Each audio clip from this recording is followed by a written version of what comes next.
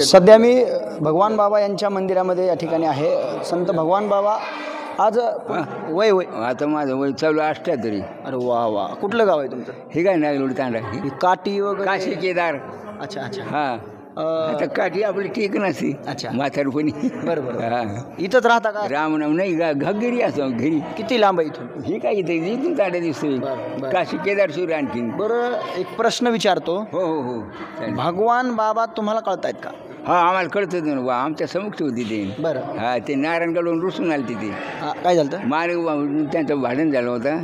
त्यावेळी ते परत आले मग तिथून. ते रुसून चालले होते ते तिकडं यायला जाणार होते ते बद्री केदारला. मग ते बाजीराव पाटलांनी त्यांना परत आणलं. त्यानं मग कोणी आणलं होतं? बाजीराव पाटलांनी. बरं. हा त्याने आणून मग त्यानं गड दाखवलं. गड दाखवल्यानंतर ही भूमिका त्यांनी पसंती केली. आणि ते पसंती केल्यानंतर मग ही गड त्यांनी स्थापना केली. सगळं तुम्हाला माहिती आहे का? हा पूर्ण. हा मग त्याच्या गुरण ढोरण सारे लोक. तर मंडळी खूप इंटरेस्टिंग स्टोरी मी तुम्हाला इथं देण्याचा प्रयत्न करणार आहे. कारण इथं जे भगवान बाबा आपले होते, भगवान बाबा यांच्या म्हणजे त्यांचं जे आयुष्य आहे किंवा मग त्यांचे सोबत जे त्यांना पाहिलेले आहेत भगवान बाबा, ते या ठिकाणी ते आजोबा आपल्यासोबत आहेत. इंटरेस्टिंग स्टोरी आहे, मी तुम्हाला थोडक्यात दाखवण्याचा प्रयत्न करतो. 1963 साली त्यांनी समाधी घेतली. 1963 साली त्यांनी समाधी. शिक्षण झालंय का? हा आमची जुनी साधवी झालेली. खरवंडी शाळेला. खरवंडी शाळेला? हो माझं इंग्लिशमध्ये पहिला नंबर होता माझं पहिला. इंग्लिश वाचता येते का तुम्हाला? हा आता विसरले झाले. बरं विसरले का? हा आणि हिंदीमध्ये माझा दुसरा नंबर होता. बरं. इंग्लिशमध्ये पहिला नंबर होता. ठीक आहे ते साईडला ठेवू. भगवान बाबांची एखादी आठवण तुम्हाला सांगता येईल का? आता आठवण काय विशेष आता काही ध्यानात नसतात ना. बरं. हां तुम्ही जवळून भगवान बाबांना पाहिले? हां पाहिलं आम्ही. ते त्यावेळेस तिथून ते रुसून आले ना त्यांच्या नारायणगडावर.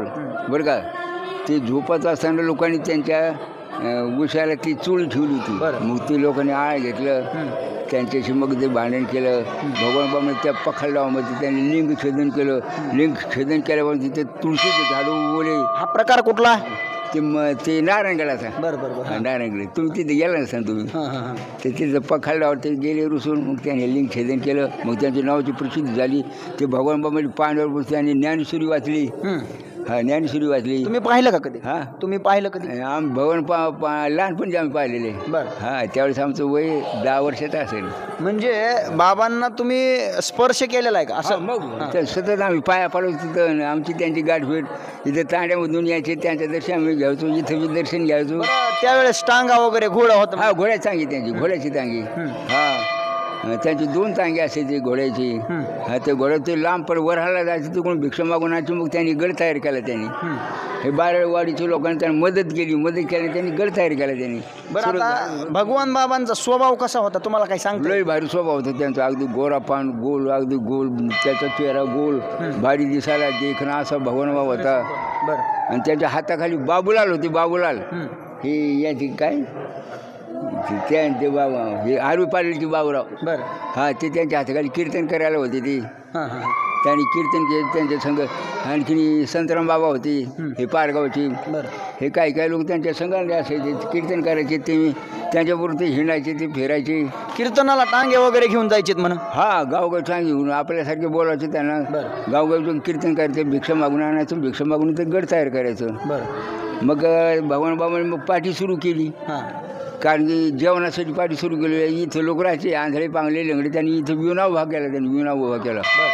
मग ही मूर्ती त्याच्यानंतर आम्हाला कळत असताना हे साताऱ्याचे यशवंतराव चव्हाण ते मंत्री असताना मग ही मूर्ती आणून इथं बसवली. विठ्ठलाची मूर्ती त्यांच्या हाताने बसवली. चव्हाणाच्या हाताने मूर्ती बसवली. त्याच्यापुढून नंतर मग ते चव्हाणाने विठ्ठलाची मूर्ती बसवल्यानंतर त्यांचं नाव काय पाडलं? भगवान गड. कोणी पाडलं?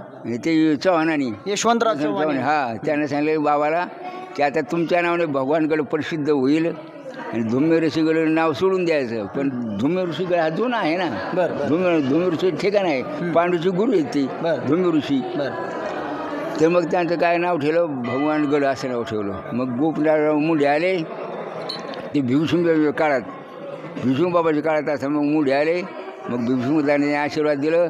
मग ते मुंड्यानं आशीर्वाद दिल्यानंतर ते मंत्री झाले. मग भिवसिंग बाबाच्या आशीर्वादाने ते चमत्कार सांगितलं. हां. आता शेवटचा प्रश्न मी तुम्हाला विचारतो.